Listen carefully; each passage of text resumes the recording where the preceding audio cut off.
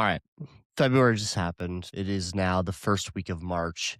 And if you're staring at your revenue dashboard thinking, why is this down? Today's episode is going to be for you because every single year I get the same exact message. Jeremy, I don't know what's going on. We should be making more money. All the New Year resolution people are out there, but top line revenue is super low in February. And then I always ask the same question back. Well, how many days were you actually open this month? And there's usually silence because the obvious thing that most stressed out clinic owners miss is that February is short. It literally has fewer days. And that's it. I could literally stop the podcast here. That is the tweet. And, that's what I want to dive into today is just, understanding February and, when you have shorter months, maybe you take a vacation, maybe there's school vacation going on, maybe it's just a shorter month, you physically have less days like February, and some things to understand about all this. So the first thing that you have to understand is lagging indicators. Okay, so first let me define what lagging indicator is. A lagging indicator is a metric that reflects past activity. It tells you what already happened, not what's happening now. Revenue is actually a lagging indicator. It reflects leads from the last 30 to 60 days, sales conversions from January, marketing decisions from Q4. So when you look at February's revenue, you're not looking at February performance, you're looking at what you built weeks ago. And that's important to remember because when revenue dips, owners immediately think that something is broken, but most of the time, nothing is broken. You're just looking in the rearview mirror. If you want to know how healthy your clinic is, just look at these leading indicators. Okay. So, how many leads came in the last 7 days versus the last average week? What's your speed to lead? How quickly are you actually reaching out to people? What's your evaluation to package conversion percentage in the last 30 days? Not in the last month, in the last 30 days. How many reach outs are happening?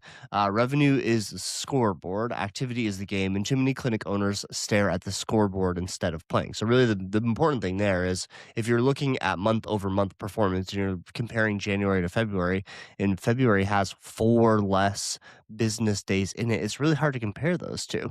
Like, let's just do the math. Let's say your clinic averages $6,000 per working day and February has fewer working days. That's $12,000 that's quote unquote missing. Nothing's changed. You just removed days. And to be honest with you, if you're in New England, you got a February break. It has snowed a fuck ton in New England in the last month. People are traveling, kids are home from school. Let me ask you this. If I gave you 3 extra working days and you sold 5 more packages and you added 10K of top line revenue, would you feel stressed about that February top line? No, you'd feel totally fine. So the stress isn't performance, it's actually just perception about what's going on. And, I think this is where most people get it wrong is because the danger isn't February being down. The danger is actually overcorrecting. And I'm seeing this a lot right now. That's why I'm doing this podcast. This is where owners panic. They pull ad spend, they cut marketing, they start discounting, they tighten up in all the wrong places. And I need you as a clinic owner to listen to me and hear this clearly. Do not make permanent decisions based on temporary data or a short month. That's how you shrink your clinic. Marketing is a long game. If you pull marketing because of one short month, you create a worse March and then you panic again. And it's an absolute spiral. And your 2026 goals all of a sudden are really tough to hit. Don't you can't stop doing revenue generating activities because one month feels like in that month literally has less working days in it. That's like stopping workouts because you didn't lose weight this week. You've got to zoom out. Entrepreneurship, it requires thick skin. And this is the part that nobody actually talks about. Owning a clinic is emotionally volatile. One week you feel unstoppable. The next week you're Googling, is my PT market saturated? You've got to toughen up, not be emotionally numb, but just steady. You can't ride every wave. You can't let one month define your confidence. Instead, what you got to do is you got to focus on what matters.